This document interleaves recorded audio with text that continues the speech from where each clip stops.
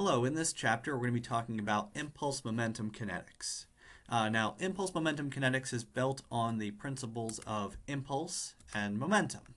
And those two things are related to one another. So impulse is going to be simply the force exerted over a time on a particle, while momentum is the mass of that particle times the velocity of that particle. These two things are related with the impulse momentum equation, which states that the impulse exerted on a particle will be equal to the change in momentum of that particle.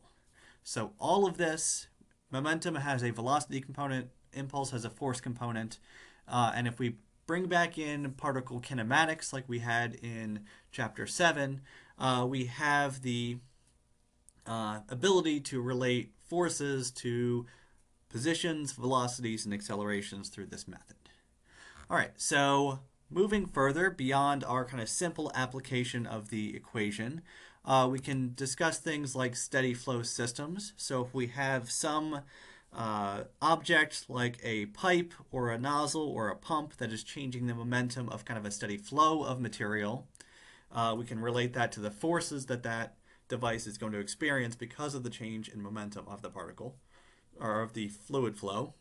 And we can also move in another way and talk about the impulse momentum equation for a system of particles, which is going to be particularly useful when talking about particle collisions. So if we have more than one thing that's kind of coming together and colliding, impulse momentum provides a good base for solving those problems.